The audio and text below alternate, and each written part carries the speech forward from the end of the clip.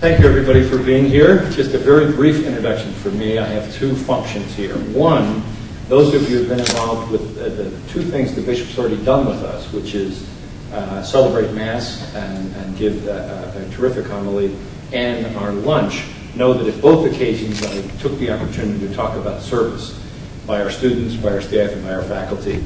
And I just wanted to present the bishop with a copy of the reports that were done under Sister Helen Marie's direction, where we actually documented all those numbers you hear me using: 900 students, 7,133 hours, 195 projects, 141 partners. It's all in here. And the other report is on all the work that our faculty and staff do. 45 boards that they serve on for nonprofit organizations, 92 organizations in which they are volunteers, and well over 100 organizations in which they are donors. And it really sends a message about who we are at the college. So I'll walk over in 1 minute and give this to the bishop so he has that formal documentation of what's happening here. My second function is to introduce the person who's going to introduce the bishop. We have, for long before I came to this college, hosted the highest officials in a number of faith groups in the area here at the college. We do that at a minimum on a quarterly basis. They have lunch in the president's dining room. They meet in our conference room here. This was started long before I came to the college. And we've really gotten a little bit of reputation as an ecumenical center, that we are open for that.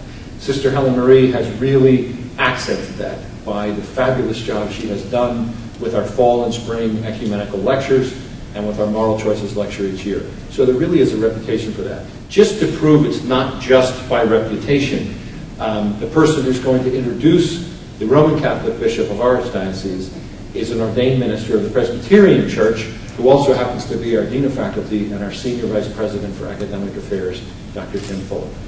So it is my pleasure to introduce our speaker this afternoon, the Reverend Mark Bartchak, Bishop of Johnstown, Altoona, Bishop since 2011. He was born in Cleveland, Ohio, hails from that part of northeast Ohio, but also spent a lot of time in northwest Pennsylvania. The fifth of eight children. A graduate of St. Mark's Seminary and Gannon University in Erie, studied for the priesthood at Christ the King Seminary in East Aurora, New York, and studied canon law at the Catholic University of America in Washington, D.C., finishing a doctorate in 1992. Looking over the biography that Sister Helen supplied to me, I noted two things. One is that Bishop Bartchak has been involved in some very serious work in the Catholic Church. Work in the Diocese of Erie, work with canon law. He's been awarded recognition from the Pope. Very significant work. But the other thing that I noted about his biography is that he has a passion for parish ministry. He is very down to earth, and I think our students certainly saw that in our worship service in the liturgy at 12. He has served in parish ministry in a number of parishes. He's been a high school teacher, a chaplain, even a prison chaplain. And I think that's very, very significant. His talk this afternoon is titled Some Reflections on Teaching and Learning Hospitality at a Catholic College. And before I ask you to come up, I just wanted to note that our faculty are interested in this topic. We had a session at our faculty workshop this fall at the beginning of the year that focused on higher education in the Catholic tradition, that was led by Dr. Fran Rolfe, who spoke about the Catholic higher education tradition in general, and then Tony Dragani. Dr. Tony Dragani talked more specifically about the encyclical Ex Ecclesia Okay, the Presbyterian part comes through. But also my lack of Latin background. And then I spoke also about different paradigms of higher education in church traditions, religious traditions, using the five Christ and culture motifs of H. Richard Niebuhr. And we had a good turnout among the faculty, and they were very much interested in that and continuing conversation. So having said that, let me welcome Bishop Bartchak.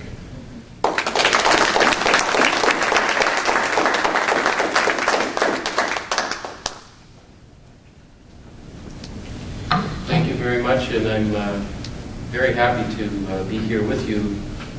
Especially grateful to President Foley for this invitation. It was his idea. In fact, more than once we met to talk about what I might speak on today, and Dr. Foley suggested that I might talk about some aspects of the Apostolic Constitution of John Paul II, Ex Cordia Ecclesiae, and he asked me or suggested that I not focus so much on the juridic or legal aspects, and there are norms attached to that document, the second part. But instead he thought that if I could offer any theological or doctrinal elements and insights about the document, that would be helpful. And I was happy to consider the request or his suggestion for two reasons. First is that, as was just mentioned, I'm a canon lawyer, and it's a welcome distraction to have the opportunity to consider a topic in a way that's different than my usual paradigm. And it's amazing sometimes where I have to take off that canon law hat to do a number of different things. But at the same time, it's fundamental to the study and application of canon law to keep in mind that juridic norms in church law are always to be understood according to church doctrine and not the other way around. Okay, so the church teaches, and in order to promote and even safeguard the teaching of the church and its discipline, then we need some rules. And so that's how it works. The other welcomed reason for a non-legal approach to offer these reflections is that in Ex Cordia Ecclesiae it says explicitly that bishops have a particular responsibility to promote Catholic colleges and universities, and especially to promote and assist in preserving and strengthening their Catholic identity. Blessed John Paul II adds that this will be achieved more effectively if close personal relationships exist between university and church authorities, which are characterized by mutual trust, close and consistent cooperation, and continuing dialogue. Well, I'm happy to say that the personal motivation that goes along with that is the wonderful rapport I've already experienced at Mount Aloysius College. My first visit here was before I was ordained bishop. It was for one of the ecumenical meetings, and I was waiting for that.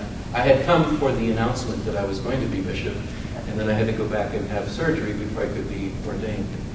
And then ever since then, Dr. Foley and I have gotten to be friends and talked many times and gotten together on various occasions, and I've been happy to come here for different celebrations. Going back to what John Paul II said, though, he says that even when a bishop does not enter directly into the governance, the internal governance of a Catholic university, bishops should not be seen as external agents, but as participants in the life of a Catholic college or university. And we're blessed in the Diocese of Altoona-Johnstown to have two Catholic institutions of that nature, and I'm certainly not involved in the internal governance of Mount Aloysius College. The effective governance of this institution is owed to the vision and determined efforts of the Sisters of Mercy that Dr. Foley likes to brag about all the time, with great reason. And it's inspired the Board of Trustees, the administration, and the faculty here at Mount Aloysius. Dr. Foley and Sister Nancy and Sister Helen Marie in particular have been very gracious in welcoming me here, as I've said. And that brings me to the focus of my reflections. As was mentioned, I want to talk about teaching and learning hospitality in a Catholic college. And I'm aware of the focus this year about hospitality here at Mount Aloysius. And I'm also grateful to Sister Helen Marie when we most recently met to talk about this, that here at Mount Aloysius College, the idea of hospitality is especially as it was understood by Venerable Catherine Macaulay, who founded the Mercy Sisters. And I will leave that unique mercy understanding of hospitality to someone else. But what I want to do is approach this and situate the expression teaching and learning hospitality in a Catholic college within some major principles or ideas that come from Ex Cordia Ecclesiae, the doctrinal or theological principles. A Catholic college is characterized as having a Christian inspiration not only of individuals, but as an institution and as a community. As an institution and community, a Catholic college is guided by the light of Catholic faith, and it strives to be faithful to the Christian message that comes to us through the Catholic Church to which a Catholic college belongs. Teaching and learning in a Catholic college, they're not restricted to memorization or mere recitation of the Catholic faith. Catholic college is a place where scholars, researchers, professors, or teachers are to utilize the methods that are proper to each academic discipline, whether sciences or arts or humanities, but in a way that the search for truth and the acquisition of knowledge are inspired by and permeated with Catholic ideals, attitudes, and principles. Each academic discipline is taught and learned in a systematic manner that is proper to that discipline. But various disciplines, including theology, are to be brought into dialogue for their mutual enhancement. Catholic College is an institution and community in which the integration of knowledge is promoted by a dialogue between faith and reason.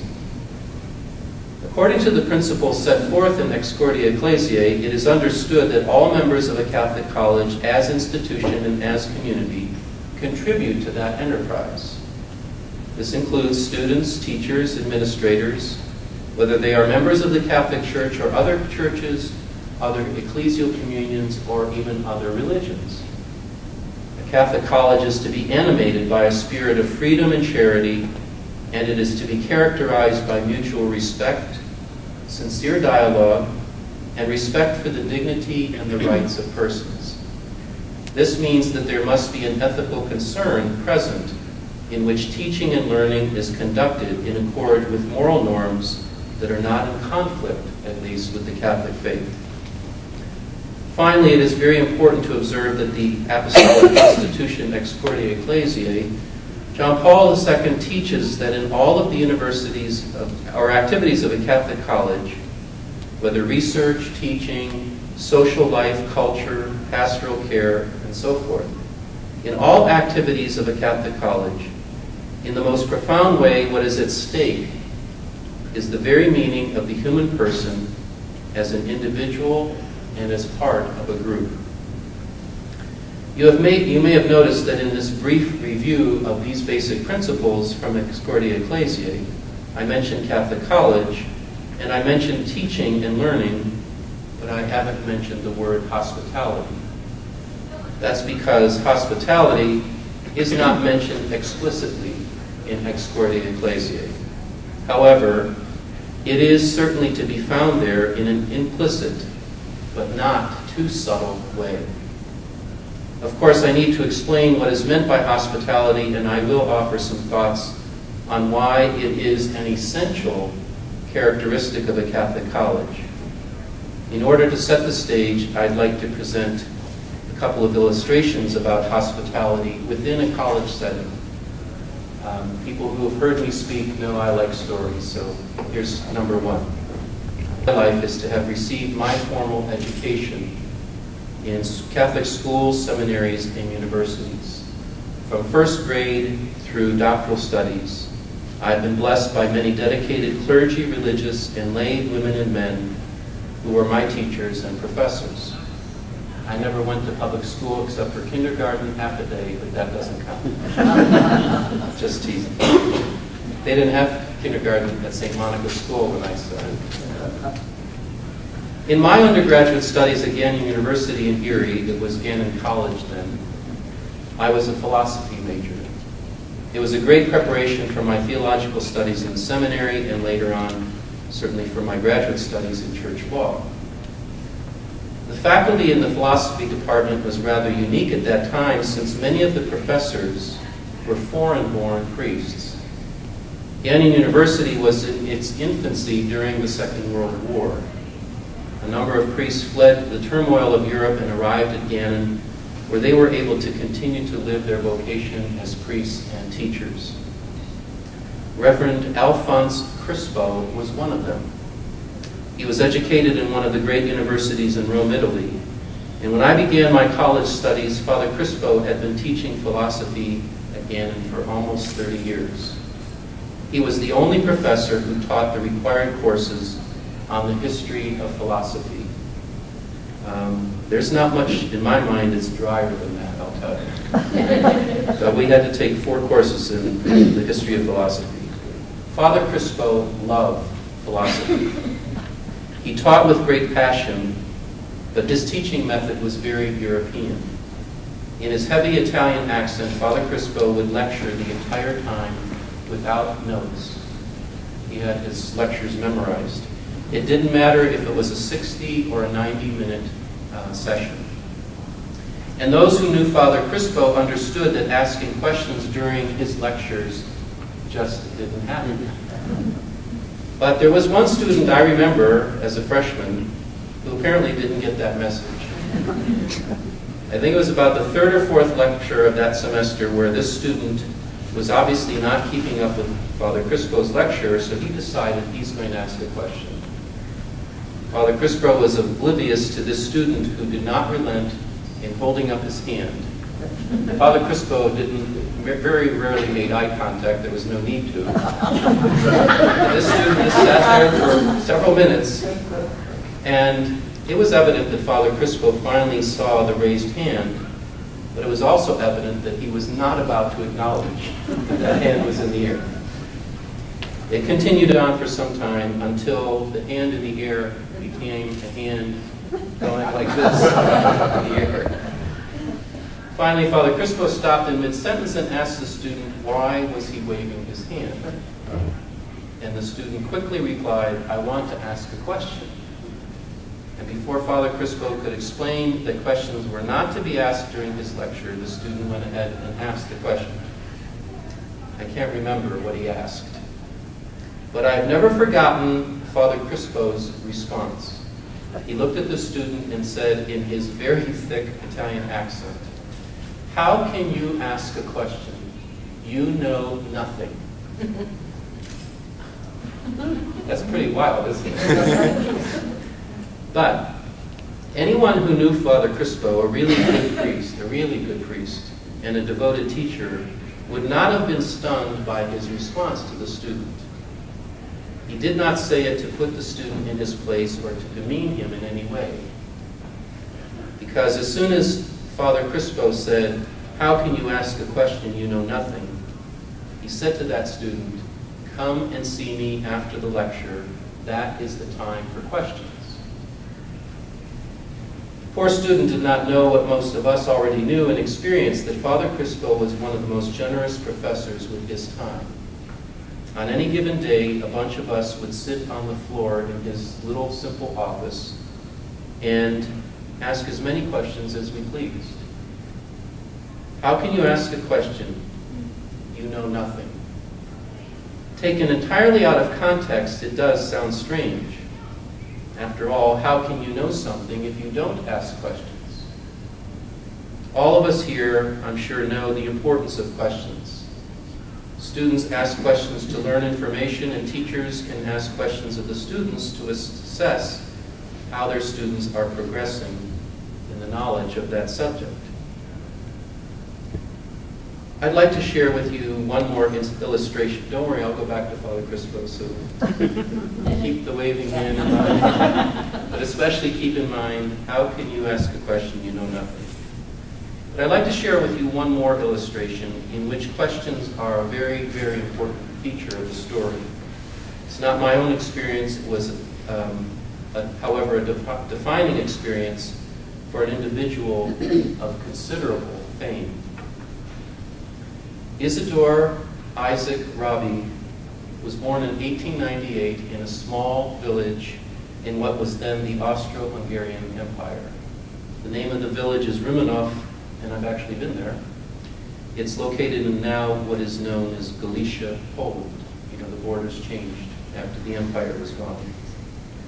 To his family and friends, Isidore was known simply as Izzy. His family came to America when he was an infant, and he grew up in poverty in a Jewish ghetto in Brooklyn, New York. In 1944, Isidore received the Nobel Prize for Physics in recognition of his discovery of nuclear magnetic resonance. Turn on your microwave and you should think about Izzy, okay? A longtime friend asked him one time, and this was reported in the New York Times right after Rabi had died. A longtime friend talked about one time he had asked him, Izzy, why did you become a scientist rather than a doctor or a lawyer or a businessman like the other immigrant kids in your neighborhood? And Isidore replied, my mother made me a scientist without ever intending it. Every other Jewish mother in Brooklyn would ask her child after school, so, did you learn anything today? But not my mother. She always asked me a different question. Izzy, did you ask a good question today? Did you ask a good question today? That difference, asking good questions, made me become a scientist. Now, Rabi's parents were devout Orthodox Jews who practiced their religion at home and in the synagogue. Isidore said that throughout his childhood, God was mentioned by his parents in almost every sentence, even in casual conversation. When he was about 12 years of age, Rabi began reading science books for the first time. I guess he used to like to go to the public library in Brooklyn. His new appreciation for the three-dimensional significance of the solar system solidified his love for science. When he came home from the library and told his mother what he had read, she reminded him that he needed to study in preparation for his bar mitzvah. And Rabi, at age 12, going on 13, said to his mother, so who needs God?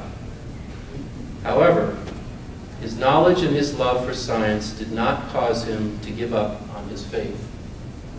During his time as a professor at Columbia University, Rabi was not shy about sharing the connection between faith and science. Rabi said, and this is in one of the biographies about him, physics filled me with awe. It put me in touch with a sense of original causes. Physics brought me closer to God. That feeling stayed with me throughout my years in science.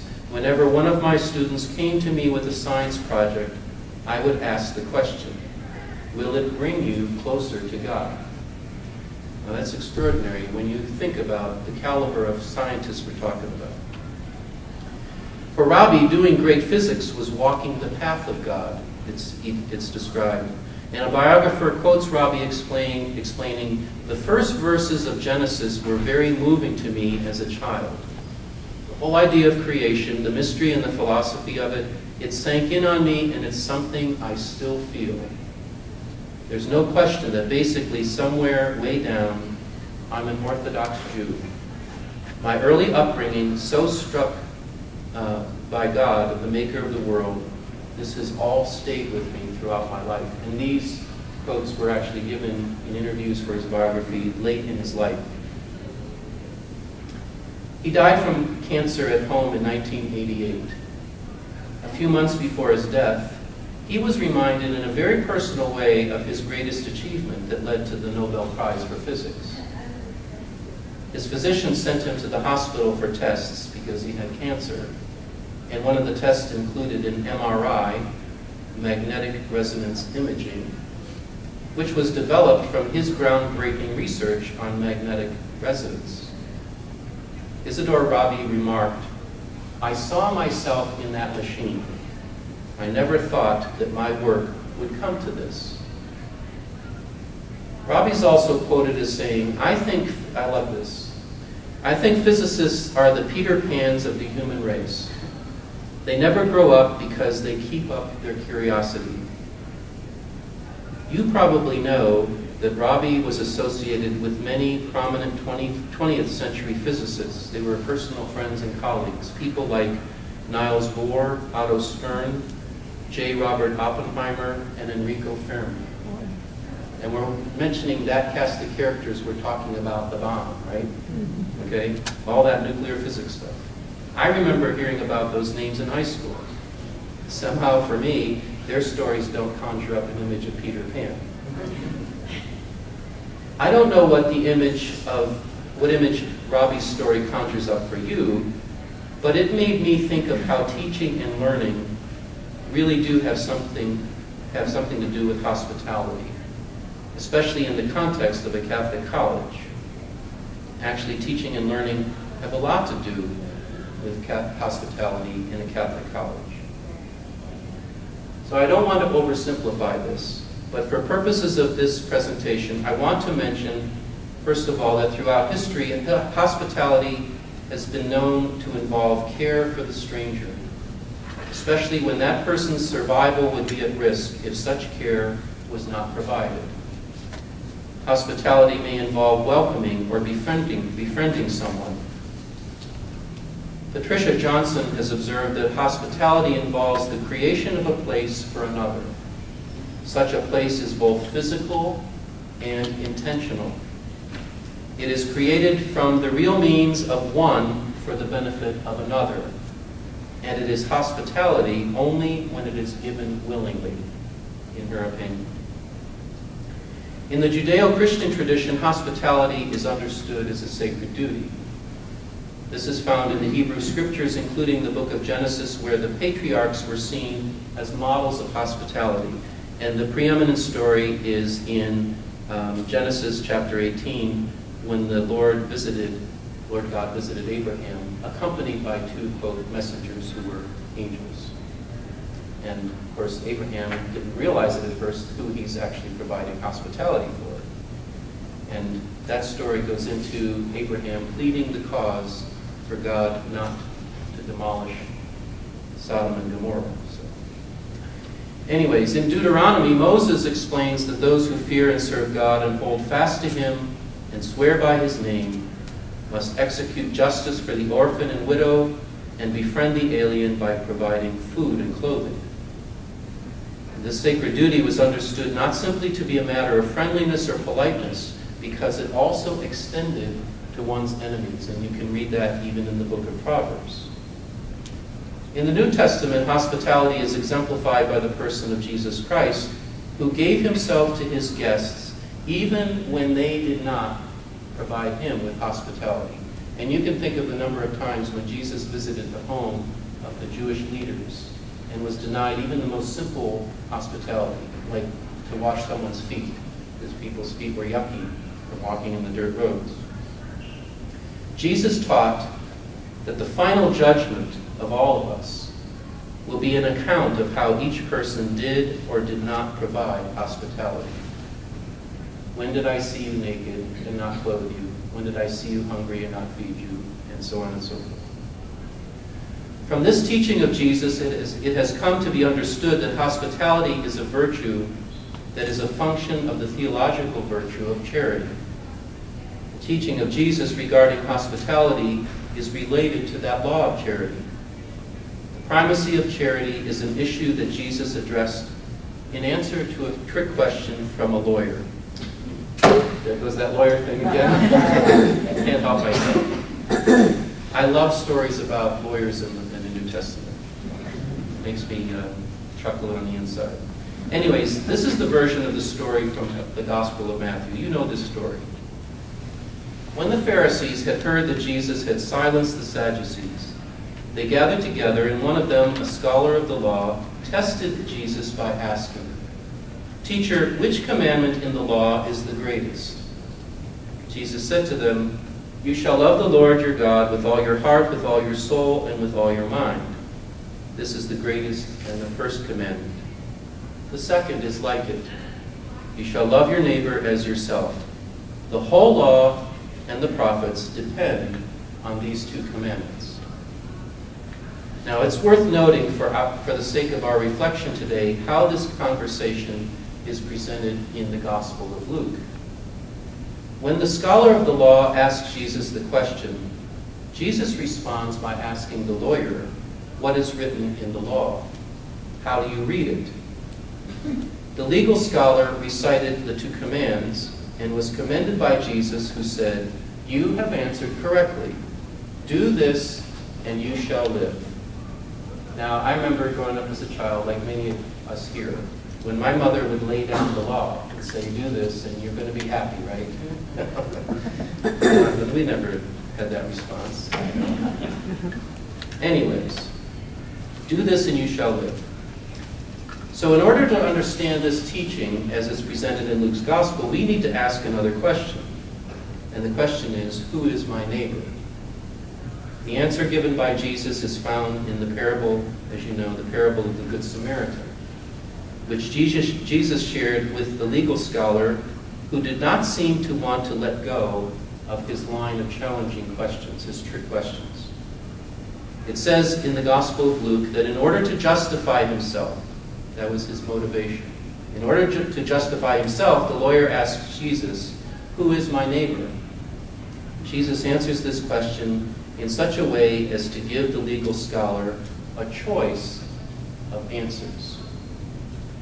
One of the answers focuses on the self-justification that this scholar of the law was seeking. You ask the question in a certain way, you get the answer that you want, correct? Okay.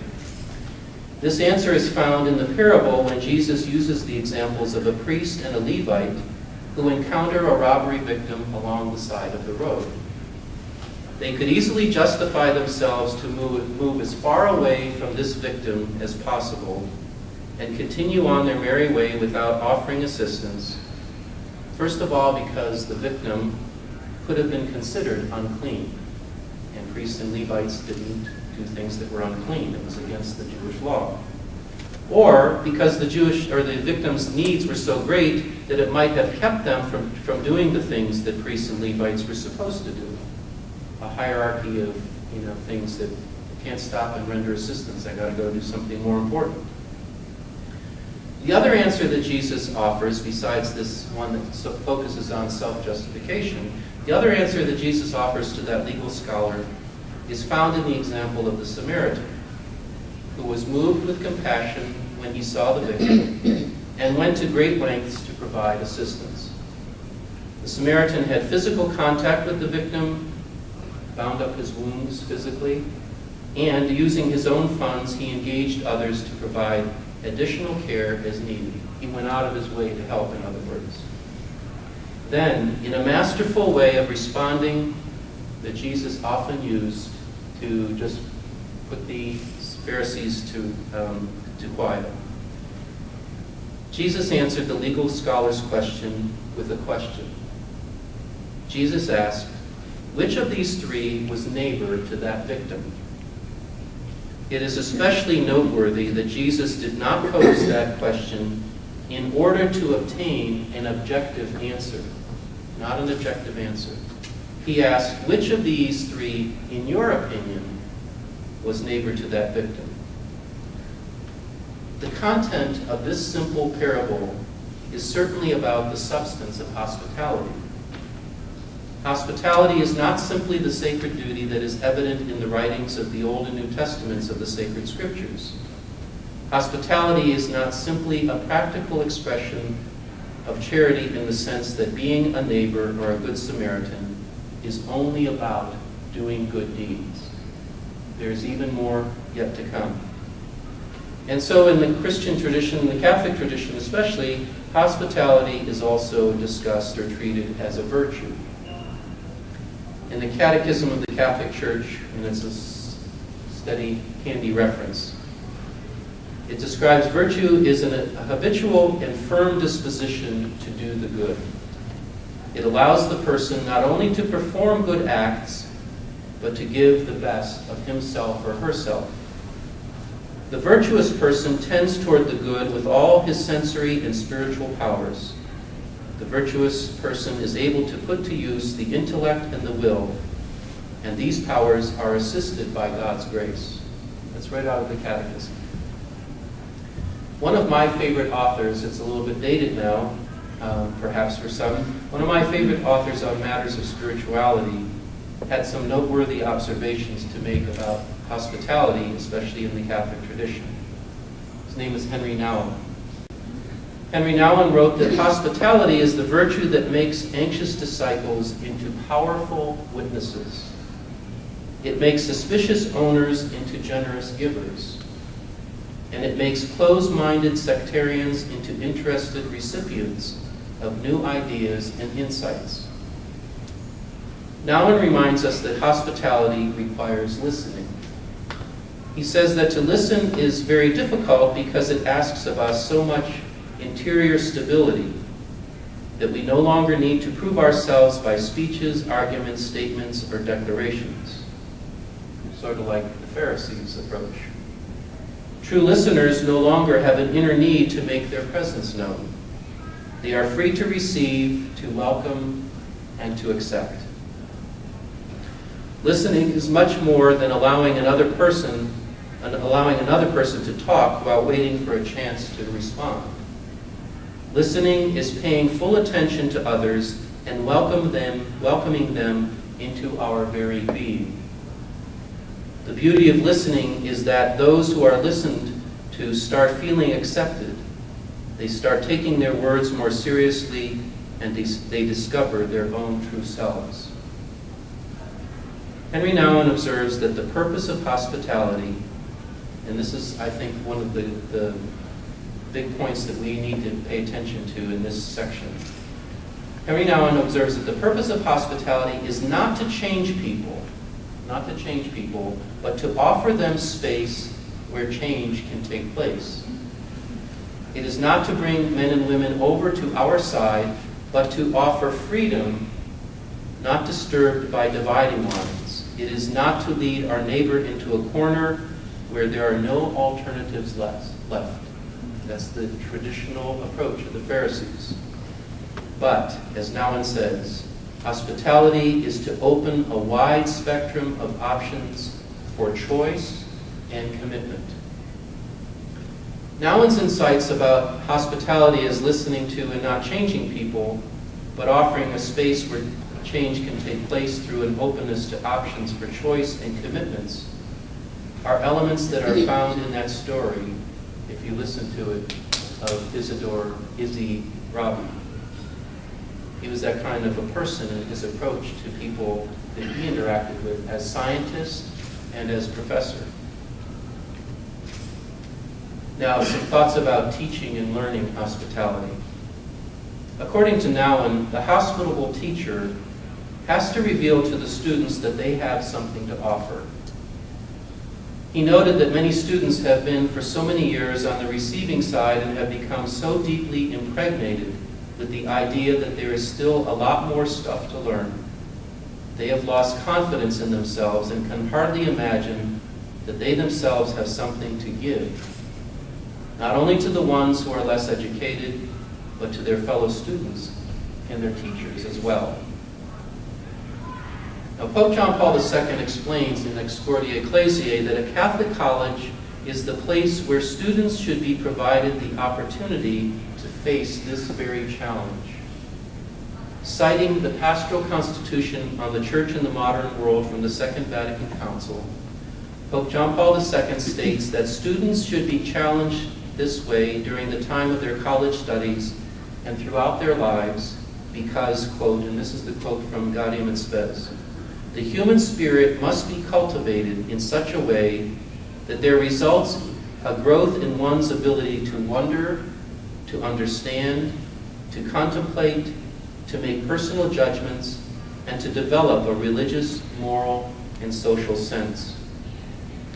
In other words, to use the kind of faculties that were quite evident in the person of the Nobel Prize winner, Isidore Rabi, who could think of himself as a Peter Pan, a person who had a sense of awe and wonder, but also was one of the greatest scientific minds of his generation, that he could come up with some of the things that we now take for granted in modern science. And then to make judgments based on that, personal judgments, and include that in his engagement with others. Nowlan once wrote that one of the greatest problems of education remains that solutions are offered without the existence of a question. It seems that the least used sources of formation and information is the experience of the students themselves.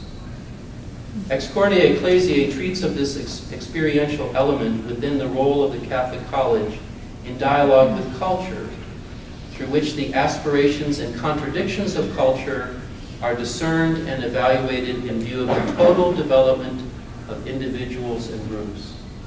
So right in the document Excordia Ecclesiae, it immediately enters into that point that Nowlan raises. And in case you didn't notice, this morning or this afternoon at noontime of Mass when I was preaching, I very often use that approach when I talked about being invited into one space, and that we can actually, in the person of Jesus, be invited into his personal space. But what's the question that brings that about? Come and see. Okay. As I mentioned, my story about Father Crispo, I'm going to go back to him for a minute. I can't remember the question asked by the student during the philosophy lecture. I can only remember Father Crispo saying, "How can you ask a question? You know nothing." That statement by itself, and out of context, would lead one to conclude that hospitality was absent. It was not being taught, and it was not being learned at that moment. Without the question, as Nowlan says, where are we going? However, for those of us who knew Father Crispo, notwithstanding his monologue lectures, he was abundantly generous in allowing us to ask questions. And what I remember of the questions were his responses that were not limited to merely a more careful explanation of the great philosophers. In his own unique way, Father Crispo was teaching and we were learning hospitality. He created a place, either in his cramped office or sometimes in his modest apartment, an intentional environment in which we, his students, could learn the truth that philosophers were seeking for centuries. And he loved to talk about that.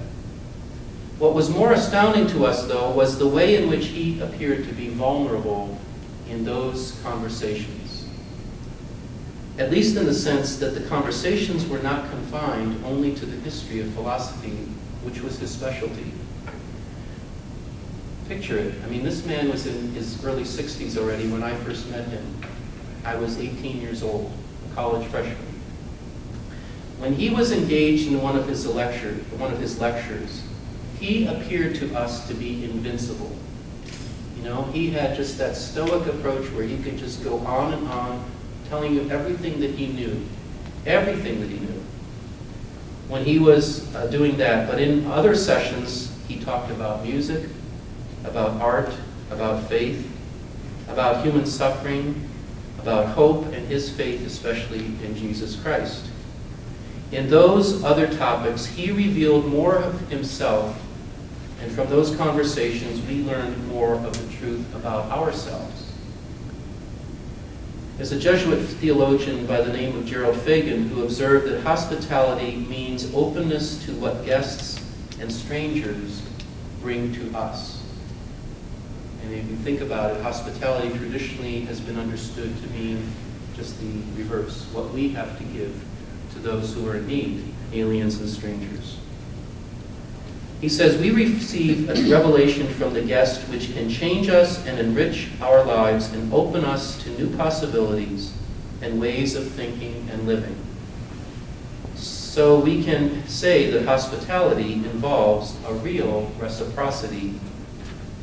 The key to hospitality, Fagan says, is to pay attention.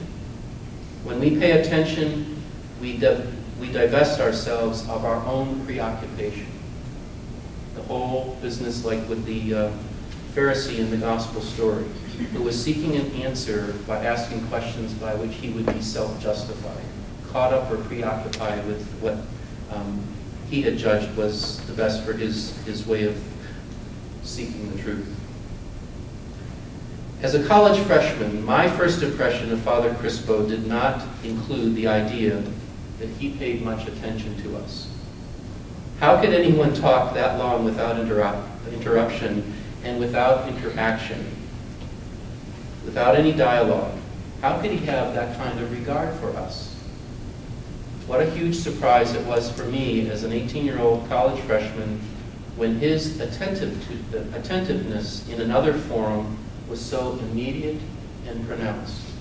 I can still picture what his office looked like in his apartment. I was in there many times in the 4 years I was at Gannon.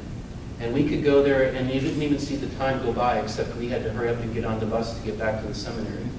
Because I was a seminarian at the time at St. Mark's, and it was almost a 20-minute bus ride, and the university classes were downtown. There was no mistaking when we were in that forum how interested he was in us. Not only did we ask him questions, but he often asked us questions. The kind of questions that makes you think about really what you're all about in that circumstance. Now you might be thinking, what's the big deal? After all, he was a Catholic priest. Shouldn't a Catholic priest be that attentive, especially to seminarians?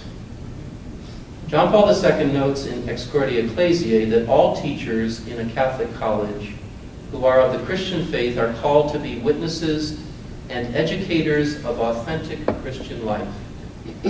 This witness gives evidence of such a teacher having attained an integration between faith and life and between professional competencies and Christian wisdom. But John Paul II also asserts that there is a similar role for non-Christian teachers in a Catholic college. They are to be inspired by academic ideals and by the principles of an authentically human life. I cannot help but think of the example of Isidore Rabi in this regard, although he didn't teach at a Catholic college. But he had that sense that there are principles through which, and especially because the import of his faith, could make a difference in the lives of his students. Rabi credits his mother for his being a scientist because she always wanted to know, Izzy, did you ask a good question today? In that daily exchange between Isidore and his mother, hospitality was being taught and learned. I can remember sometimes going home after school and my mother would say, did you get detention today? But that must have been an extraordinary conversation.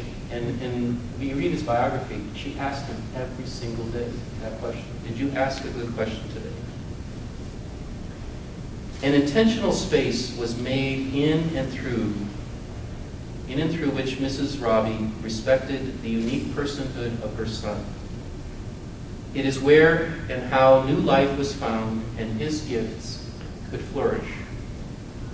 Isidore Rabi continued to learn and to teach about hospitality all through his years as a professor at Columbia University and as a world-renowned physicist. He did not hesitate to ask his physics students if their project, their scientific project, would bring them closer to God. I'd like to talk about for a minute hospitality in other expressions of the mission of a Catholic college. And these are just some that are found in the document Excordia Ecclesiae. That constitution, apostolic constitution, addresses other non-academic opportunities for teaching and learning hospitality in a Catholic college. And as I said, you won't find the word hospitality in that document, but I think you follow me that it's actually present. Here's one. In addition to the roles of teachers and students in teaching and learning hospitality in the Catholic college, Excordia Ecclesiae recommends pastoral ministry, which is typically called campus ministry here in the United States, as having a unique role of being able to teach students, professors, and others about hospitality. It states, and this is a quote, "Those involved in pastoral ministry will encourage teachers and students to become more aware of their responsibility towards those who are suffering physically or spiritually. Following the example of Christ, they will be particularly attentive to the poorest and to those who suffer economic, social, cultural, or religious injustice." End quote. These opportunities for learning and teaching hospitality become opportunities for becoming hospitality, according to the Judeo-Christian tradition in that sense that I mentioned earlier. And it doesn't escape me, for the many times that I've been here already at Mount Aloysius, that what the Holy Father says there, the impact of campus ministry on students, faculty, and everyone, because it makes them more aware of they're responsible to those who are in need of hospitality. And Dr. Foley loves to give the statistics, in a proud way of how engaged the students are here at Mount Aloysius College. It is also set forth in Excordia Ecclesiae that a Catholic college can contribute to the teaching and learning and practice of hospitality that is involved in ecumenical and interreligious dialogue. In this regard, it specifically suggests the discernment of spiritual values that are present in various religions. My first visit to Mount Aloysius was for an ecumenical gathering. Before coming over here for this session, Sister Helen Marie and I were discussing a book, and the author of that book is coming, and it's an ecumenical perspective on religiosity among American youth. Finally, it is explicitly stated in Excordia Ecclesiae that a Catholic college as an institution can make an important contribution to the Church's work of evangelization. The Catholic college or university also contributes by providing, quote, "an education offered in a faith context that forms men and women capable of rational and critical judgment and conscious of the transcendent dignity of the human person."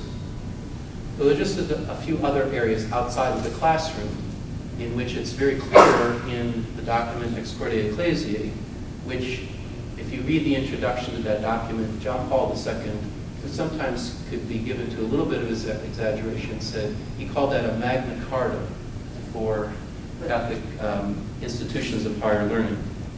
But there are ways other than just in the classroom, but it fits in both places. So here's some final thoughts. I'd like to return to the story of Isidore Rabi one last time. Throughout his career as a professor and researcher at Columbia University, he's a kind of academic they could never get rid of.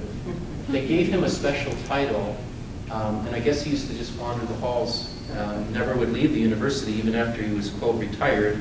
They gave him professor at large or something. It was a very unusual title. Anyways, throughout his career as professor and researcher, Rabi gave evidence of a well-developed integration of his faith and his scientific scholarship. He also exhibited a great capacity for learning, teaching, and practicing hospitality. Rabi would often establish an intentional place where his students and others were invited to engage in scientific research. At the same time, he established an intentional place where they might also engage in the discovery of the transcendent of their lives, which would result in their discovering the meaning of their own lives. His question was, will this physics project bring you closer to God? He was a person of faith, but he did not try to impose his Jewish faith on others. With due respect for the freedom and integrity and dignity of his students, Rabi was quite comfortable in seeing how faith and science were not entirely incompatible or exclusive.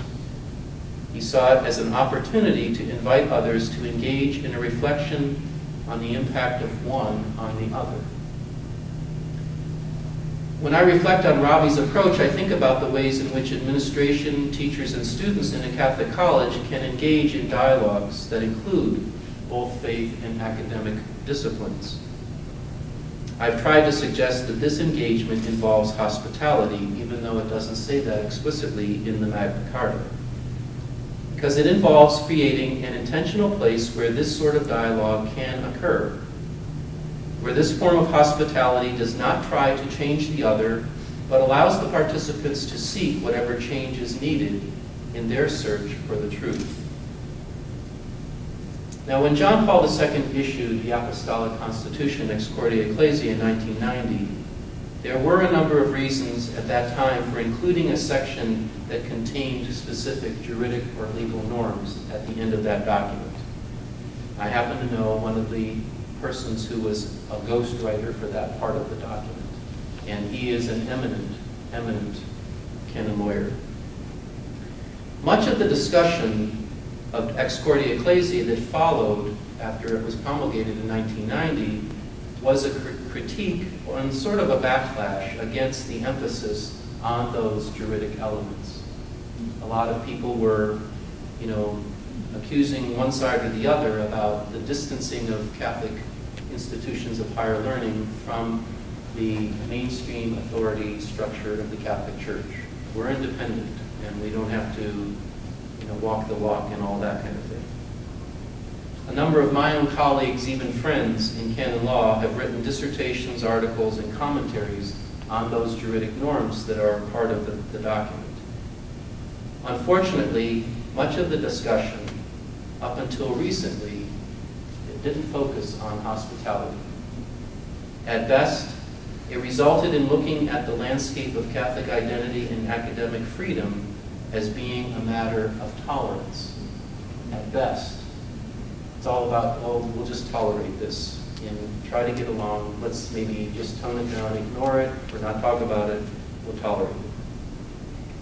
However, as I stated at the beginning, the law of the Church follows the teaching of the Church and not the other way around. And guess who drafted that principle for the interpretation of canon law? John Paul II. I hope that my reflections provide an opportunity for all of you here at Mount Aloysius College to recognize that this year's focus on hospitality is well grounded in the teaching of the Church in this document, Ex Cordia Ecclesiae. Especially because a lot of people skipped over the doctrinal theological introduction and went right to these legal norms, just like a good Pharisee would do, and started barking away about, in a very self-justifying manner, how are we going to understand what this means? But it's full of other things for us to take to heart and reflect on. And if you need any further encouragement in moving forward with that reflection, I'd like to conclude with an observation made by Pope Benedict XVI. It was on the occasion of the noon blessing, the Angelus, on the feast of the preeminent theologian and doctor of the Church, St. Thomas Aquinas, in 2007. Actually, the Holy Father, Pope Benedict, asked an important open-ended question during his brief remarks, and the Pope often makes very pithy remarks in those Angelus addresses that are worth noting sometimes. Benedict XVI said in 2007, "Why should faith and reason be afraid of each other if they can express themselves better by meeting and engaging one another? Why should faith and reason be afraid of each other if they can express themselves better by meeting and engaging one another?"